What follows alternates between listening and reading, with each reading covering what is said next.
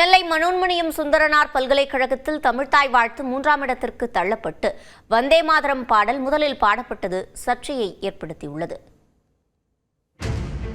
அரசு நிகழ்ச்சிகள் மற்றும் பள்ளிகளில் தேசிய கீதத்திற்கு முன்னதாக வந்தே மாதரம் பாடல் பாட வேண்டும் அல்லது ஒலிக்கப்பட வேண்டும் என்று மத்திய உள்துறை அமைச்சகம் கடந்த பிப்ரவரி மாதம் உத்தரவிட்டது. அதன்படி தமிழ்நாட்டில் தாவேகா தலைமையிலான புதிய அரசு பதவியேற்ற பொழுது முதலில் வந்தே மாதரம் பாடல் பாடப்பட்டது கடும் விமர்சனத்திற்குள்ளானது. இந்நிலையில் தமிழ்நாடு அரசின் கட்டுப்பாட்டில் உள்ள நெல்லை மனோன்மணியம் சுந்தரனார் பல்கலைக்கழக பட்டமளிப்பு விழா நேற்று நடைபெற்ற நிலையில் உயர்கல்வித்துறை அமைச்சர் விஸ்வநாதன் நிகழ்ச்சியை புறக்கணித்தார். மேலும் ஏற்கனவே அறிவிக்கப்பட்டதன்படி வந்தே மாதரம் பாடலுடன் பட்டமளிப்பு விழா தொடங்கிய நிலையில் தமிழ்த்தாய் வாழ்த்து 3ஆவதாக பாடப்பட்டது.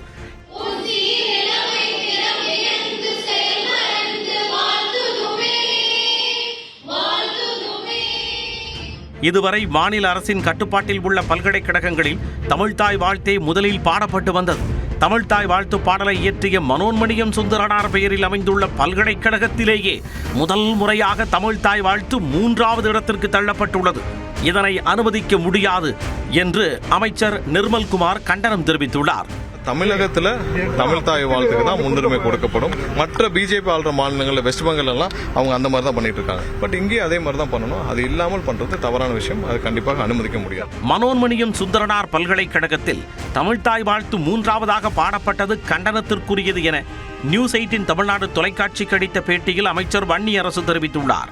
திசையும் புகழ் முழக்க இருந்த பெரும் தமிழனங்கேன்னு சொன்ன அப்படி உலகம் முழுக்க பரவிய தமிழ்த்தாயை எழுதிய மனோன்மணியம் சுந்தரனாருடைய பெயரிலிங்கக்கூடிய பல்கலைக்கழகத்துக்கே இவர் ஒரு அவமானத்தை ஏற்படுத்தினார்னா இவருடைய செயல்பாடுகள் அரசியலமைப்பு சட்டத்துக்கே களங்கம் என்பதுதான் என்னுடைய குற்றச்சாட்டு. தமிழ்த்தாய் வாழ்த்து 3ஆவதாக பாடப்பட்டதற்கு தமிழர்கள் அனைவரும் தலை குனிய வேண்டும் என்று திமுக பொதுச் செயலாளர் துரைமுருகனும் கண்டனம் தெரிவித்துள்ளார்.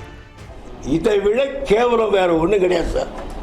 தலைக்குரியா தமிழன் ஒவ்வொருவரும் அந்த பாட்டை ஏற்றியவர் மனம் சுந்தரனார்.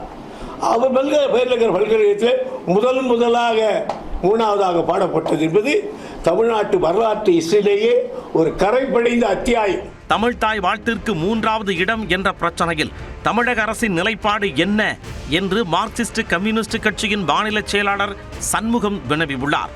இந்த பிரச்சனையில் அதிகாரப்பூர்வமாக அரசினுடைய நிலை என்ன என்பதை முதலமைச்சரோ அல்லது அரசின் சார்பில் செய்திக்குறிப்போ இதுவரை வெளியிடாமல் இருப்பது என்பது ஏற்கத்தக்கதல்ல. அதே நேரம் வந்தே மாதரம் பாடலை முதலில் பாடுவதால் தமிழ்த்தாய் வாழ்த்தின் மதிப்பு குறையவில்லை என்று நியூஸ் 8 தமிழ்நாடு தொலைக்காட்சிக்கு அளித்த பேட்டியில் பாஜக முன்னாள் மாநில தலைவர் தமிழிசை சவுந்தரராஜன் விளக்கம் அளித்துள்ளார். குடியரசுத் தலைவர், துணை குடியரசுத் தலைவர், ஆளுநர்கள் கலந்து கொள்ளுகின்ற நிகழ்ச்சிகளில் முதலில் தேசிய பாடல், தேசிய கீதம், அதற்கு பின்பு மாநில பாடல். இப்படி சொல்வதனால் மாநில பாடலின் மதிப்பு குறைந்து விட்டது என்று எடுத்துக்கொள்ளவே கூடாது என்பது எனது மிக மிக தாழ்மையான கருத்து. இந்நிலையில் தாவேகாவின் எக்ஸ் பக்கத்தில் வெளியிட்டுள்ள பதிவில் மக்களாட்சியில் யார் தடுத்தாலும் தாய் தமிழுக்கு முதலிடமே இருக்கும் என்று தெரிவிக்கப்பட்டுள்ளது. தாய்மொழியை 3ஆம் இடத்திற்கு தள்ளுவதை ஒருபொழுதும் சகித்துக் கொள்ள மாட்டோம் என்றும் சட்ட முன்னெடுப்பு தேவையெனில் அதற்கும் தயாராக இருப்பதாகவும் தாவேகா தெரிவித்துள்ளது. தொடர்வது ஒரு நிமிட செய்திகள். தமிழ்நாட்டின் அனுமதியின்றி மேகதாதுவில் அணை கட்டலாம் என்ற நிலைப்பாட்டை மத்திய அரசு திரும்பப் பெற வேண்டும் என்று பிரதமர் மோடிக்கு முதலமைச்சர் விஜய் வலியுறுத்தியுள்ளார். மேகதாதுவில் அணை கட்ட தமிழ்நாட்டின் அனுமதி தேவையில்லை என்று உச்சநீதிமன்றம் தீர்ப்பளித்திருப்பதாக மத்திய நீர்வளத்துறை இணையமைச்சர் நாடாளுமன்றத்தில் எழுத்துப்பூர்வமாக பதிலளித்திருந்தார். இதனை சுட்டிக்காட்டி பிரதமர் மோடிக்கு கடிதம் எழுதியுள்ள முதலமைச்சர் விஜய் தற்போதைய சட்டநிலையை கருத்தில் கொள்ளாமல் மத்திய இணையமைச்சர் கூறியது ஏமாற்றமளிப்பதாக குறிப்பிட்டுள்ளார். கர்நாடகா, ஆந்திரா இடையிலான வழக்கில் கீழ்நிலை ஆற்று மாநிலத்தின் ஒப்புதலை பெற வேண்டியது அவசியம் என்ற உச்சநீதிமன்ற தீர்ப்பையும் முதலமைச்சர் விஜய் தனது கடிதம் வாயிலாக சுட்டிக்காட்டியுள்ளார். எனவே மேகதாது அணை தொடர்பான மத்திய அரசின் நிலைப்பாட்டை திரும்பப் பெற வேண்டும் என்று முதலமைச்சர் வலியுறுத்தியுள்ளார். அது மட்டுமின்றி காவிரி நீர் தீர்ப்பாயத்தின் இறுதி தீர்ப்புக்கும் உச்சநீதிமன்ற தீர்ப்புக்கும் முரண் இல்லை என்பதை உறுதி செய்யும் வரை மேகதாது திட்டத்திற்கு எவ்வித சட்ட அல்லது நிர்வாக அனுமதியும் வழங்கக்கூடாது என்று முதலமைச்சர் விஜய் அறிவுறுத்தியுள்ளார். காவிரி வெறும் நீராதாரம் மட்டுமின்றி கோடிக்கணக்கான விவசாயிகள் மற்றும் மக்களின் வாழ்வாதாரம் என்று குறிப்பிட்டுள்ள முதலமைச்சர் கூட்டாட்சி தத்துவம் மற்றும் நீதியை முழுமையாக அமல்படுத்துவதை பிரதமர் மோடி உறுதிப்படுத்த வேண்டும் என்று கடிதம் வாயிலாக குறிப்பிட்டுள்ளார். முன்னாள் முதலமைச்சரும் திமுக தலைவருமான மு.க. ஸ்டாலின் போட்டியிட்ட கொளத்தூர் தொகுதியில் 14 வாக்குச்சாவடிகளுக்குரிய மின்னணு வாக்குப்பதிவு இயந்திரங்களில் தொழில்நுட்ப பரிசோதனை இன்று நடைபெற உள்ளது. கொளத்தூர் தொகுதியில் திமுக தலைவர் மு.க. ஸ்டாலினை விட 8795 வாக்குகள் கூடுதலாக பெற்று தாவேகா வேட்பாளர் வி.எஸ். பாபு வெற்றி பெற்றார். இந்த நிலையில் வாக்குப்பதிவு இயந்திரங்களில் உள்ள மைக்ரோ கண்ட்ரோலர் மற்றும் தகவல் சேமிப்பு பகுதி ஆகியவற்றை சோதித்து அவற்றின் நம்பகத்தன்மையை உறுதிப்படுத்த தேர்தல் ஆணையத்திற்கு கடந்த மே 7ஆம் தேதி மு.க. ஸ்டாலின் மனு அளித்திருந்தார். அதனை ஏற்று தேர்தல் ஆணைய உத்தரவின்படி இன்று காலை 9 மணி அளவில் சென்னை சிந்தாதிரிப்பேட்டையில் வைக்கப்பட்டுள்ள வாக்குப்பதிவு இயந்திரங்களில் சோதனை நடைபெற உள்ளது. இதேபோன்று உத்தரபேரூர் சட்டப்பேரவை தொகுதிகளில் தமிழக வெற்றிக்கழக வேட்பாளர் முனிரத்தினம் வெற்றி பெற்ற நிலையில் விவிபேட் இயந்திரங்களில் பதிவான வாக்குகளை மீண்டும் சரிபார்க்கும் பணி இன்று தொடங்குகிறது. உத்தரமேரூர் தொகுதியில் போட்டியிட்ட தாவேகா வேட்பாளர் முனிரத்தினம் 84,917 வாக்குகள் பெற்று திமுக வேட்பாளர் சுந்தரை 14,223 வாக்குகள் வித்தியாசத்தில் தோற்கடித்தார். வாக்குப்பதிவு இயந்திரங்களில் பதிவான வாக்குகளும் விவிபேட் இயந்திரங்களில் பதிவான வாக்குச்சீட்டுகளும் ஒத்துப்போகிறதா என்பதை சரிபார்க்க வேண்டும் என்று திமுக வேட்பாளர் சுந்தர் தேர்தல் ஆணையத்தில் மனு அளித்திருந்தார். அதனை ஏற்று உத்தரமேரூர் தொகுதியில் உள்ள 10 விவிபேட் இயந்திரங்களில் பதிவான வாக்குகளை காஞ்சிபுரம் மாவட்ட ஆட்சியர் ஸ்னேகா தலைமையில் மீண்டும் எண்ணி சரிபார்க்க உத்தரவிடப்பட்டுள்ளது. மேற்கு தொடர்ச்சி மலை மாவட்டங்களில் 7 நாட்களுக்கு மிதமான மழைக்கு வாய்ப்பிருப்பதாக சென்னை வானிலை மையம் எச்சரித்துள்ளது. இது தொடர்பாக வானிலை மையம் வெளியிட்டுள்ள செய்திக்குறிப்பில் தமிழக கடலோர பகுதிகளில் கீழ்மட்ட வளிமண்டலத்தில் ஒரு பலவீனமான காற்றழுத்த தாழ்வு பாதை நிலவுவதாக தெரிவிக்கப்பட்டுள்ளது. அதன் காரணமாக இன்று தொடங்கி 7 நாட்களுக்கு மேற்கு தொடர்ச்சி மலை மாவட்டங்களில் இடிமின்னலுடன் மிதமான மழைக்கு வாய்ப்பிருப்பதாக தெரிவிக்கப்பட்டுள்ளது. அதே நேரம் நாளை நீலகிரி மாவட்டத்தின் ஓரிரு இடங்களில் கனமழை பெய்யக்கூடும் என வானிலை மையம் தெரிவித்துள்ளது. நாளை மறுநாள் மற்றும் ஆகஸ்ட் 1ஆம் தேதி கோவை, நீலகிரி, தேனி மாவட்டங்களின் ஓரிரு இடங்களில் கனமழை பெய்யக்கூடும் என வானிலை மையம் கணித்துள்ளது. அதே நேரம் இன்று நாளை தமிழ்நாடு, புதுச்சேரி, காரைக்கால் பகுதிகளில் அதிகபட்ச வெப்பநிலை இயல்பை விட 4 டிகிரி செல்சியஸ் வரை அதிகரிக்கக்கூடும் என வானிலை மையம் கூறியுள்ளது. சென்னையை பொறுத்தவரை இன்று நகரின் ஒரு சில பகுதிகளில் வானம் ஓரளவு மேகமூட்டத்துடன் காணப்படும் எனவும் அதிகபட்ச வெப்பநிலை 102 டிகிரி ஃபாரன்ஹீட்டை தாண்டக்கூடும் எனவும் வானிலை மையம் கணித்துள்ளது. சென்னையில் எஸ்பிஐ வங்கி மேலாளரை அறைந்தது தொடர்பாக முன்னாள் மத்திய அமைச்சர் மு.க. அழகிரியின் மகள் கயல்விழியை கைது செய்து ஜாமீனில் காவல்துறையினர் விடுவித்தனர். சென்னை அடையாறில் கயல்விழிக்கு சொந்தமான வணிக கட்டடத்தில் எஸ்பிஐ வங்கி கிளை இயங்கி வருகிறது. அந்த கட்டடத்தில் உள்ள லிப்ட் பழுதானதால் கயல்விழியை தொடர்பு கொண்டு வங்கி கிளை மேலாளர் ஹர்ஷின் சிங் புகார் தந்தார். இதுகுறித்த வாக்குவாதத்தில் வங்கி மேலாளர் ஹர்ஷின் சிங்கின் கன்னத்தில் கயல்விழி அறைந்தார்.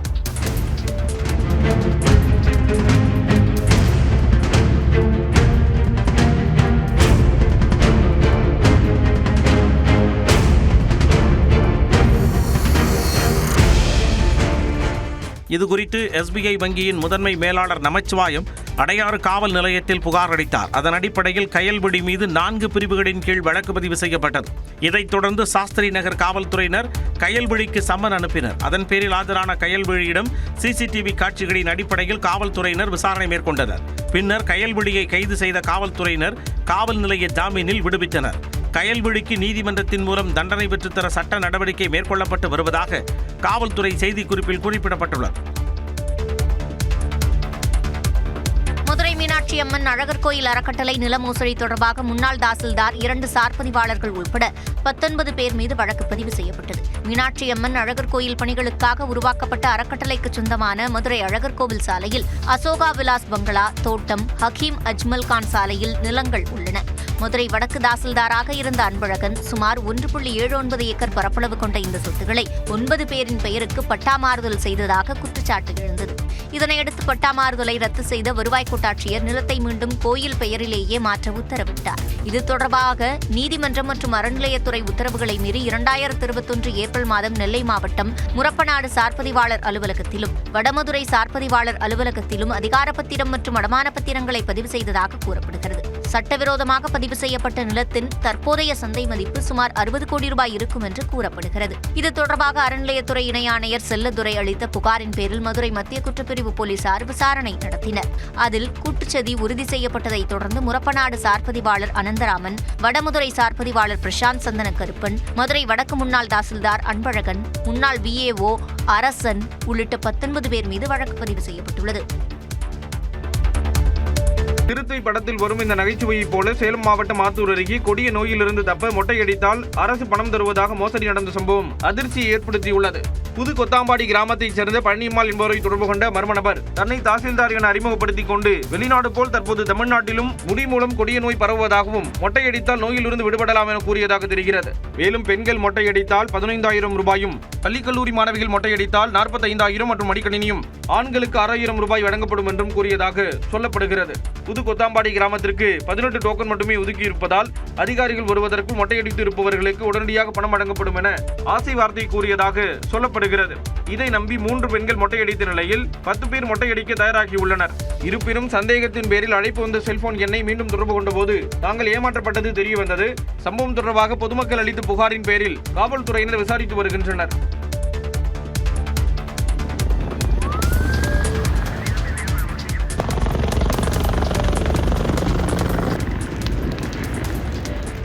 ஸ்பெயின் மற்றும் பிரான்சில் கட்டுக்கடங்காத இந்த காட்டுத்தீயை அணைக்கும்படி தீவிரமாக நடைபெற்று வருகிறது. ஸ்பெயின் தலைநகர் மேட்ரிட் மற்றும் அதன் சுற்றுவட்டார மாகாணங்களான அவிலா மற்றும் டோலிடோவில் காட்டுத்தீ கட்டுக்கடங்காமல் எரிந்து வருகிறது. காற்றின் வேகம் மற்றும் வெப்பம் காரணமாக மளமளவென தீ பரவுவதால் சிரமம் நீடித்து வருகிறது. இந்நிலையில் காட்டுத்தீ காரணமாக சுமார் 75,000 பேர் பாதுகாப்பான இடத்திற்கு அழைத்துச் செல்லப்பட்டுள்ளனர்.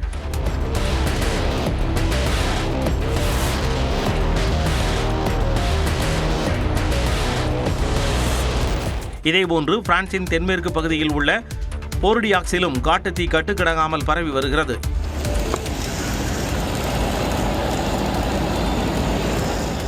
இந்நிலையில் தீ குடியிருப்புகளுக்கு பரவாமல் இருக்க அந்நாட்டு தீயணைப்புத் துறையினர் தீவிரமாக போராடி வருகின்றனர்.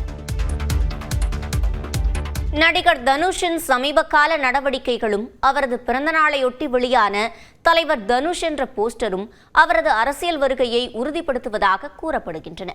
போயஸ் கார்டனில் திடீரென ஒலித்த தலைவா கோஷம் ரஜினி வழியில் தனுஷை அரசியலுக்கு எடுத்துச் செல்கிறதா என்பது குறித்த கேள்விகளுக்கு விரிவான பதிலாய் அமைகிறது இந்த செய்தி தொகுப்பு.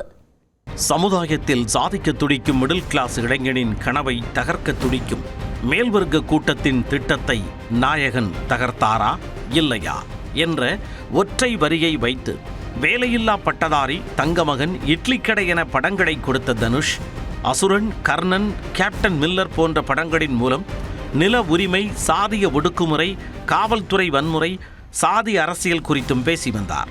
பட விழாக்களில் அரசியல் கலந்த பேச்சுக்களை பேசி வந்த தனுஷுக்கு எண்ணம் போல் வாழ்க்கை, எண்ணம் போல்தான் வாழ்க்கை என்ற வசனமும் கவனத்தை பெற்றுக் கொடுத்தது. அதைத் தொடர்ந்து ராயன் பட விழாவில் நாங்க எல்லாம் போயஸ் கார்டனில் வீடு வாங்கக்கூடாதா என தனுஷ் பேசியது பரபரப்பை கிளப்பியது.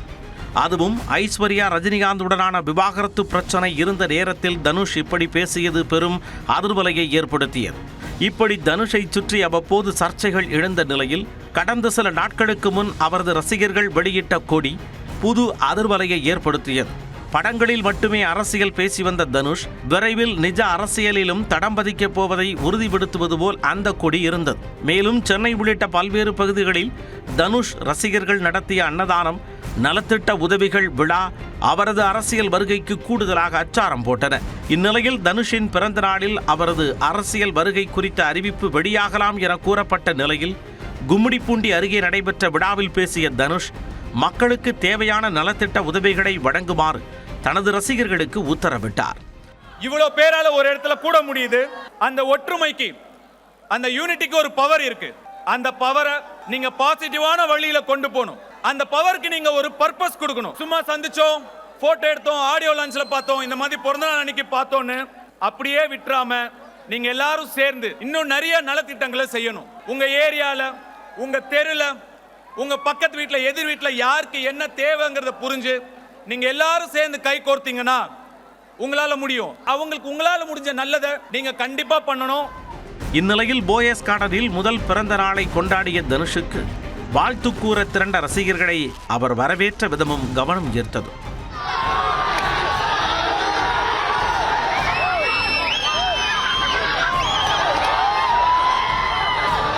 ரசிகர்கள் எழுப்பிய தலைவா கோஷமும் தலைவர் தனுஷ் என்ற போஸ்டரும் சலசலப்பை ஏற்படுத்தியது.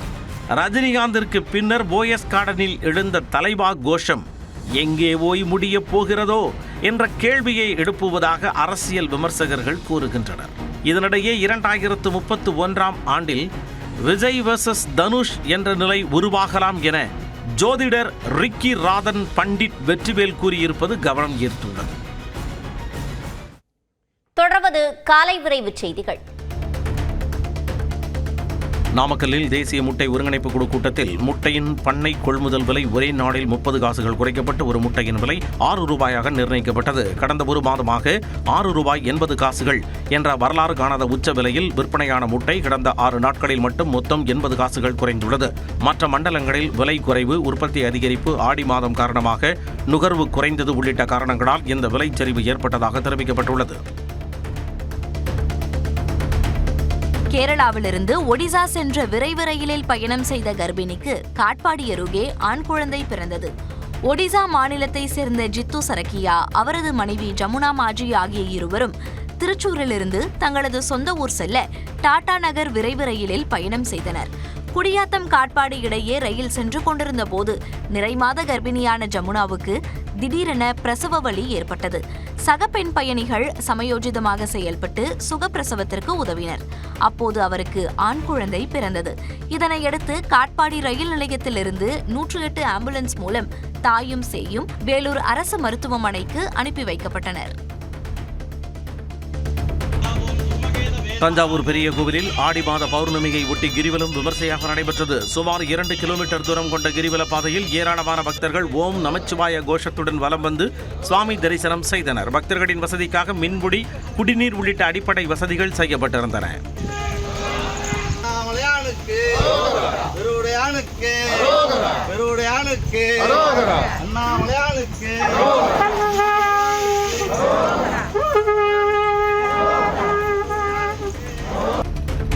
பெரம்பலூர் அருகே செஞ்சேரி கிராமத்தில் நடைபெற்ற பாரம்பரிய மீன்பிடி திருவிழாவில் 1000க்கும் மேற்பட்டோர் கலந்து கொண்டு உற்சாகமாக மீன்பிடித்தனர். வலை, ஊத்தா, கொசுவலை உள்ளிட்ட உபகரணங்களை பயன்படுத்தி கட்லா, ஜிலேபி, கெண்டை, கெளுத்தி உள்ளிட்ட பல்வேறு வகை மீன்கள் அதிக அளவில் பிடித்தனர். 10 கிலோ வரை எடையுள்ள மீன்களையும் பொதுமக்கள் பிடித்து மகிழ்ச்சியுடன் எடுத்துச் சென்றனர்.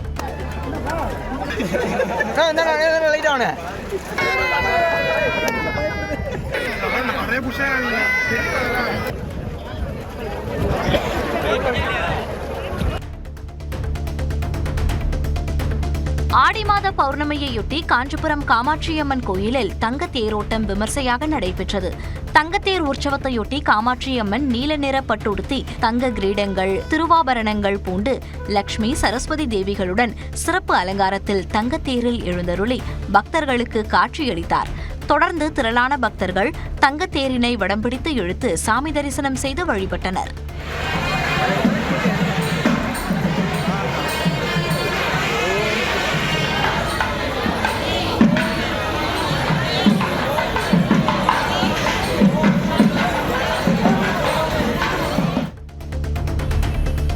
சென்னை கொட்டிவாக்கத்தில் மின்வெட்டை கண்டித்து பொதுமக்கள் கிழக்கு கடற்கரை சாலையில் மறியலில் ஈடுபட்டனர். கொட்டிவாக்கம், களத்துமேடு, சுவாமிநாதன் நகர் உள்ளிட்ட இடங்களில் நேற்று காலை முதல் தொடர் மின்வெட்டு ஏற்பட்டதாக தெரிகிறது. இதனை கண்டித்து கிழக்கு கடற்கரை சாலையில் பொதுமக்கள் மறியலில் ஈடுபட்டனர்.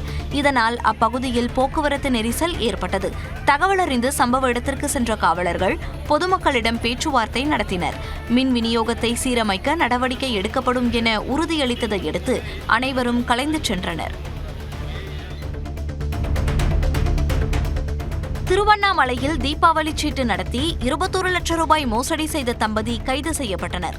பொன்னுசாமி நகரை சேர்ந்த சக்திவேல் சத்யா தம்பதியிடம் இந்திரா என்பவர் உள்பட 76 பேர் தீபாவளி சீட்டில் இணைந்துள்ளனர். மேலும் சத்யாவுடன் சேர்ந்து தொழில் தொடங்க 10 லட்சம் ரூபாயை ரொக்கமாக இந்திரா கொடுத்ததாக தெரிகிறது.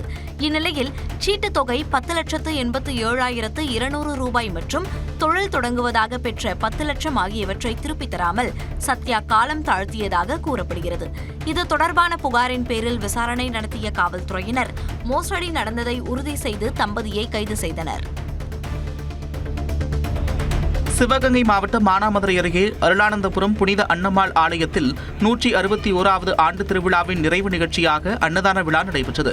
கடந்த ஆண்டுகளில் வேண்டுதல் நிறைவேறியவர்கள் அரிசி, காய்கறி, மளிகை பொருட்கள், ஆடு, கோழி உள்ளிட்டவற்றை காணிக்கையாக வழங்கினர். 200க்கும் மேற்பட்டோர் வைகை ஆற்றிலிருந்து சமையலுக்கு தேவையான தண்ணீரை சுமந்து வந்தனர். அதன் பின்னர் நடந்த அன்னதானத்தில் மும்மதங்களைச் சேர்ந்த பொதுமக்கள் கலந்து கொண்டது மத நல்லிணக்கத்திற்கு எடுத்துக்காட்டாக அமைந்தது. சென்னை தியாகராய நகரில் உள்ள தனியார் மருந்து கடைக்கு சொந்தமான குடோனில் தீ விபத்து ஏற்பட்டது. தகவல் அறிந்து சம்பவ இடத்திற்கு வந்த தீயணைப்பு வீரர்கள் குடோனில் பிடித்த தீயை போராடி கட்டுக்குள் கொண்டு வந்தனர்.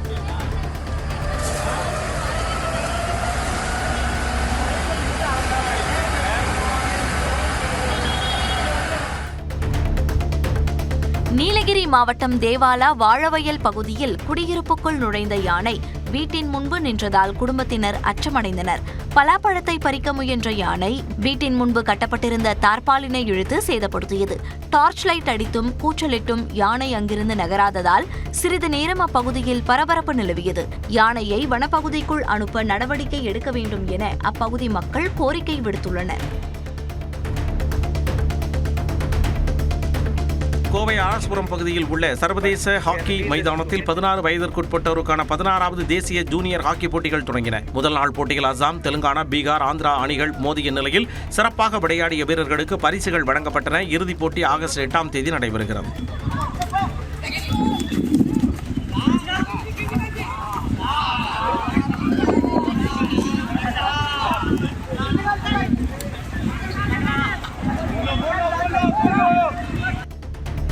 புதிய மருத்துவ காப்பீடு திட்டத்தில் உள்ள குறைபாடுகளை நீக்கி அரசாணை எண் 123 திருத்தி புதிய அரசாணை வெளியிட வலியுறுத்தி தமிழ்நாடு அரசு அனைத்து துறை ஓய்வூதியர் சங்கத்தினர் தேனி, பெரம்பலூர், கடலூர், மயிலாடுதுறை உள்ளிட்ட மாவட்டங்களில் கவனஈர்ப்பு ஆர்ப்பாட்டத்தில் ஈடுபட்டனர். மாதாந்திர சந்தா உயர்வை திரும்பப் பெறவும், அனைத்து ஓய்வூதியதாரர்களுக்கும் காசில்லா மருத்துவ சிகிச்சையை உறுதி செய்யவும் அவர்கள் கோரிக்கை விடுத்தனர். தனியார் மருத்துவமனைகள் ஓய்வூதியதாரர்களிடம் முன்பணம் வசூலிப்பதை தடுத்து நிறுத்த வேண்டும் என்றும் ஆர்ப்பாட்டத்தின் போது கண்டன முழக்கங்கள் எழுப்பப்பட்டது. வரதட்சணை கொடுமை, 2 பெண் பிள்ளைகளை பெற்றதால் கணவரின் குடும்பத்தால் விரட்டியடிப்பு என பல இன்னல்களை எதிர்கொண்ட ஷர்மிளா தன்கர் காமன்வெல்த் தடகளத்தில் தங்கம் வென்று வரலாற்று சாதனை படைத்துள்ளார். சாதிக்க துடிக்கும் பெண்களுக்கு ஊக்கமளிக்கும் ஷர்மிளா தன்கர் குறித்து விரிவாக பார்க்கலாம் இந்த செய்தி தொகுப்பில். ஸ்காட்லாந்தின் கிளாஸ்கோ நகரில் நடைபெறும் 23வது காமன்வெல்த் தொடரில் மாற்றுத்திறனாளிகளுக்கான குண்டு எறிதல் போட்டியின் F57 பிரிவில் இந்திய வீராங்கனை ஷர்மிளா தன்கர் தங்கம் வென்று புதிய வரலாற்று சாதனை படைத்தார்.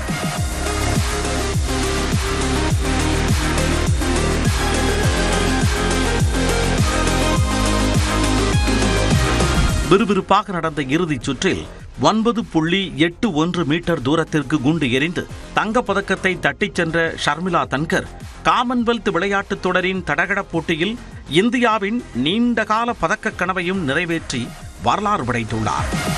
ஹரியானா மாநிலம் மகேந்தர்கர் மாவட்டம் சித்ரோலி கிராமத்தைச் சேர்ந்த ஷர்மிளா விவசாயியான தந்தைக்கும் பார்வை திறனற்ற தாய்க்கும் 2வது குழந்தையாக பிறந்தார். தனது 2வது வயதில் போலியோ பாதிப்பால் கால் செயலிழப்பை எதிர்கொண்ட ஷர்மிளா 10ஆம் வகுப்பு முடித்த கையோடு திருமண வாழ்க்கையிலும் அடியெடுத்து வைத்தார். இருப்பினும் அவர் எதிர்பார்த்த திருமண வாழ்க்கை அமையவில்லை. மது மற்றும் போதை பழக்கத்திற்கு அடிமையான கணவரால் தினசரி கொடுமைகளை ஷர்மிளா அனுபவித்து வந்தார். மேலும் வரதட்சணை கேட்டு ஷர்மிளாவின் கணவர் ஒருபுறம் துன்புறுத்த, மறுபுறம் 2 பெண் பிள்ளைகளை பெற்றதால் மாமியார் வீட்டாரும் அவரை துன்புறுத்தியுள்ளனர். ஷர்மிளாவின் 26வது வயதில் அண்டை வீட்டார் முன் அவரை அடித்து அவமானப்படுத்தி 2 பெண் குழந்தைகளுடன் கணவர் வீட்டார் வீட்டை விட்டு வெளியேற்றியுள்ளனர். கணவர் குடும்பத்தால் கைவிடப்பட்ட ஷர்மிளா தூய்மை பணியாளராக பணியாற்றி தனது குடும்பத்தை காப்பாற்றி வந்த நிலையில் அவரது 28வது வயதில் திடீர் திருப்பம் ஏற்பட்டது. அர்ஜித் சிங் என்பவருடன் மலர்ந்த காதல், அவரது அன்பு மற்றும் பரிவால் புதிய குடும்பத்தில் ஷர்மிளா இணைந்தார். மேலும் அர்ஜித் சிங் அளித்த ஊக்கத்தால் மாற்றுத்திறனாளிகளுக்கான போட்டியில் கவனம் செலுத்திய ஷர்மிளா தற்பொழுது உலக அரங்கில் இந்தியாவிற்கு பெருமையை தேடித் தந்துள்ளார்.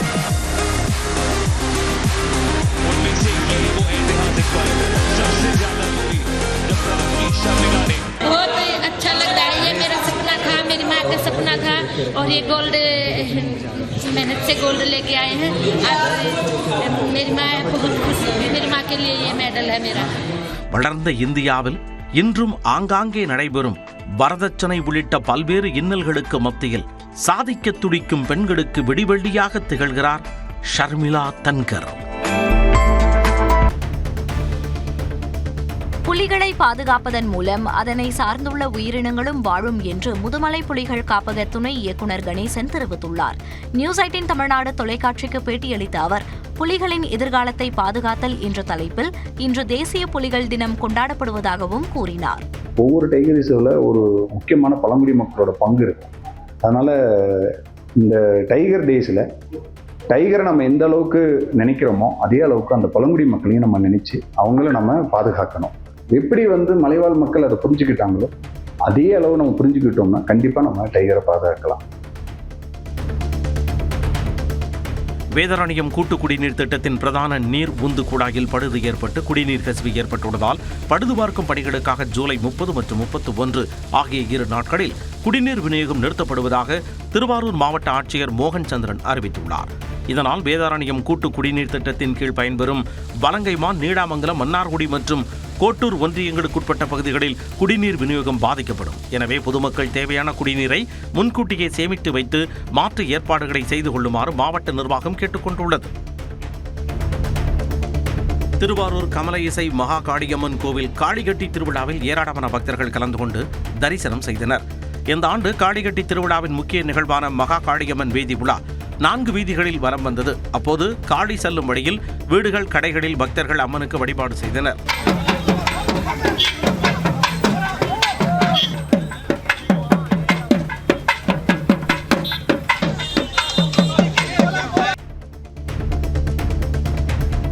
கேரள மாநிலம் இடுக்கி மாவட்டம் மூணாரைச் சேர்ந்த தோட்ட தொழிலாளர் தம்பதியரின் 1.5 வயது குழந்தைக்கு கல்லீரல் மாற்று அறுவை சிகிச்சைக்காக சுமார் 30 லட்சம் ரூபாய் தேவைப்படுவதாக மருத்துவர்கள் தெரிவித்த நிலையில் மூணாறு மக்கள் மனித நேயத்துடன் கைகோர்த்துள்ளனர்.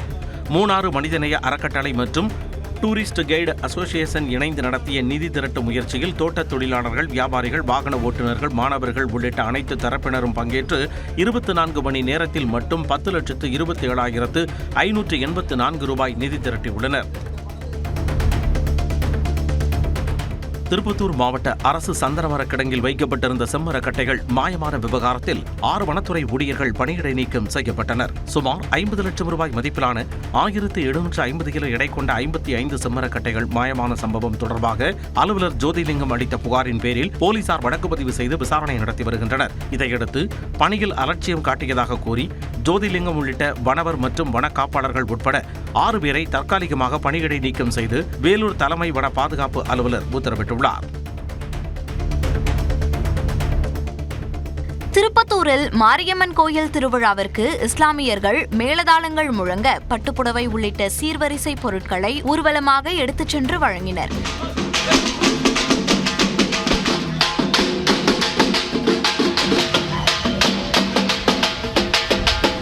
அவர்கள் கொண்டு வந்த பட்டுப்புடவையை அம்மனுக்கு கோயில் பூசாரி சாத்தி பழங்களை படைத்து சிறப்பு பூஜை நடத்தினார். இதில் இஸ்லாமியர்களும் கலந்து கொண்டு வழிபாடு நடத்தினர். பின்னர் கோயில் நிர்வாகம் சார்பில் இஸ்லாமியர்களுக்கு மாலை மற்றும் சால்வை அணிவித்து மரியாதை அளிக்கப்பட்டது.